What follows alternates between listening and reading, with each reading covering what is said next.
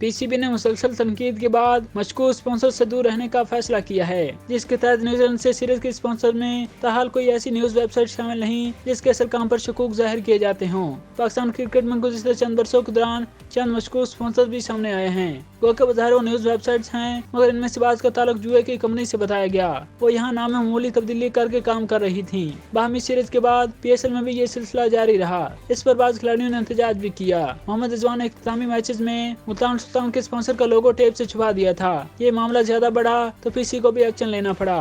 New Zealand से series के sponsor में इस बार डाफा न्यूज शामिल नहीं। दीगर ममालिक में इसी लोगों की शामिल डाफा बैट्स नामी कंपनी क्रिकेट को स्पॉन्सर करती है। लिहाजा PCB का कहना था कि पाकिस्तानी क्रिकेट की स्पॉन्सर कंपनी न्यूज साइट है। हालिया सीरीज में इस तरह की दीगर कंपनीज को भी स्पॉन्सरशिप नहीं करने दी गई है। जराये ने बताया है कि हुकाम को लगता है कि सिरोगेट स्पॉन्सरशिप से गलत तासुर सामने आ रहा है, इसलिए न्यूजीलैंड से होम सीरीज में मार्केटिंग डिपार्टमेंट और हुकूक की हामिल कंपनी को फिलहाल इनसे दूर रहने का मशवरा दिया गया है। गुज़िश्ता रोज सामने आने वाली फहरिस्त में टाइटल स्पॉन्सर एक बैंक है।